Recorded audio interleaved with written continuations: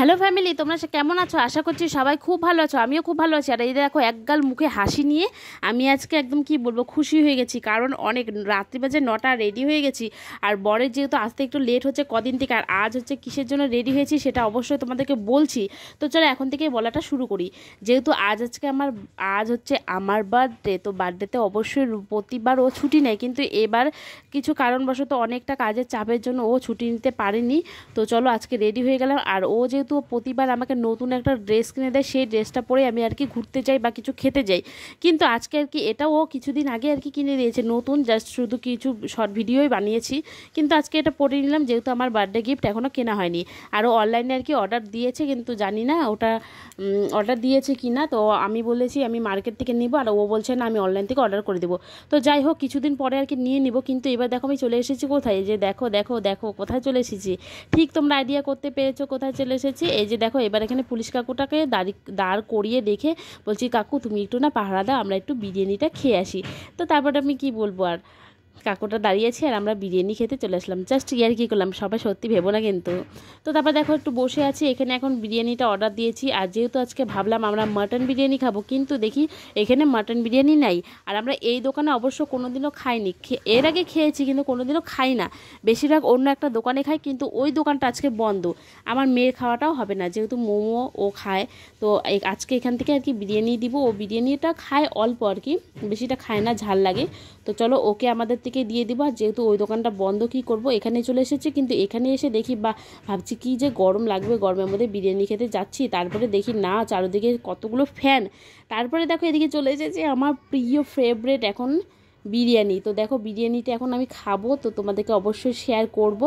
তো দেখো ও বসে গেল, সবাই মিলে এখন বসে, তিনজনে মিলে বসে এখন আমি জমিয়ে খাবো। আর এখানে একটা স্ট্যান্ড তো নেই, তারপরে একটা জলের বোতলের মধ্যে স্ট্যান্ডটা বানিয়ে রেখেছি। তো দেখো আমি বলছি খাবো, আর লোভ সামলাচ্ছে না, যেহেতু অনেক দিন থেকে খাই না।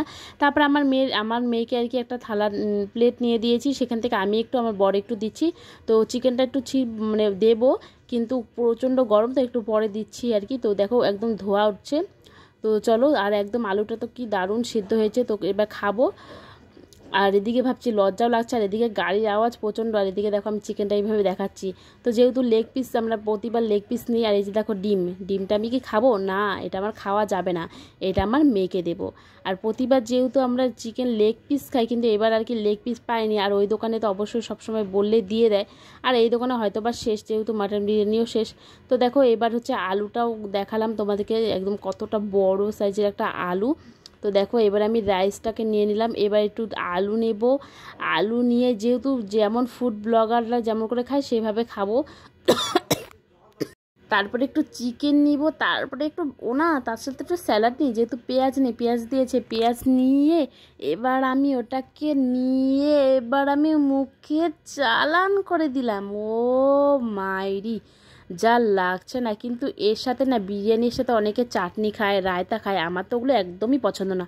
আমার শুধু নর্মাল বিরিয়ানি এরকমই পছন্দ। অনেকে আবার চিকেন চাপ খায়, যেমন এর আগে চিকেন চাপ নিয়েছি, আমি একদমই খেতে পারি না, যেহেতু ওটা একটু মিষ্টি মিষ্টি হয়।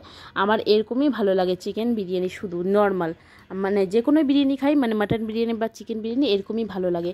তো আমার বরকে বলছি, কী গো তুমি একটু খাইয়ে দেখাও, আর তোমারও তো ওরকমই পিস পড়েছে। বলছে হ্যাঁ কী করবো বলো, আজকে এখানে কপাল যেটা সেটাই।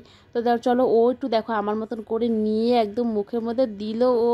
এবার ও বলো সেই সেই দারুণ, বললো ভালো হয়েছে। যেহেতু অনেকটা দিন পরে এসেছি, তা আর লোভ সামলাচ্ছে না, তাড়াতাড়ি গপাগপ খেয়ে নিচ্ছে। এদিকে আমার মেয়েও বলছে দারুণ দারুণ, কিন্তু ও দুটো একটা করে খাচ্ছে, এখান থেকেও এটুকু বিরিয়ানিও খাবে না, যেহেতু গোটা ডিমটা খেয়েছে।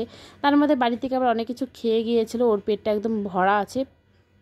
তো চলো এবার আমি আরও একটু খাই। ও কি লাগছে। আর এদিকে দেখো বাইরের ভিউটা দেখছি, বাইরে আর কি ভিউ দেখবো, একদম গাড়ির হরেন প্যাপু প্যাপু এগুলো শুনছি আর খাচ্ছি, একদম রাস্তার পাশে আর কি দোকানটা। তো চলো আমার মেয়েকে এবার আর একটু চিকেনটা দিয়ে দিলাম। এবার দেখো আমার মেয়ের যে পাতে বেঁচে ছিল একটু, ওটা আবার নিয়েছি, যেহেতু প্লেটটা একদম পরিষ্কার করে খেয়েছি। অন্য সময় পেট ভরা থাকলে অবশ্য নষ্ট করে আসি, কিন্তু বেশিরভাগ নষ্ট করি না। কিন্তু আজকে আরও আমার মেয়ের ভাগে যেটা দিয়েছিলাম, আসলে আমার থেকেই তো দিয়েছিলাম, আমার বরের থেকেও, ওটাও আবার খেয়ে নিলাম। তারপর দেখো এবার আমরা চলে আসলাম কোথায়, মোমো নিতে, যেহেতু বাড়ির লোকের জন্য কিছুটা মোমো নেব। আর অন্য দোকানে খেলে ওই দোকান থেকে নিতাম ভেবেছিলাম, কিন্তু ওই দোকানটাই তো বন্ধ। তারপরে এখান থেকে নিলাম, কিন্তু এখানকার মোমোগুলো জাস্ট ওয়াও ছিল। তারপরে বাড়ির জন্য ভেজ মোমো আর চিকেন পকোড়া নিয়ে নিলাম। আর আমরাও ওখানে কিন্তু আবার মোমো খেয়েছি। অবশ্য তোমরা ভাববেছি 1 প্লেট করে বিরিয়ানি খেয়ে আবার মোমো খেয়েছে। হ্যাঁ সত্যি, মোমো হাফ প্লেট করে দুজনে খেয়েছি, আবার চিকেন পকোড়াও খেয়েছি, আবার দেখো ওদের জন্য নিয়ে আসি। তো চলো, আমার যেটুকু সামর্থ্য ছিল এটা আর কি আমার তরফ থেকে, আর বিরিয়ানিটা আমার বর আমাকে খাইয়েছে। তো চলো ভিডিওটা এখানে শেষ করছি, টাটা।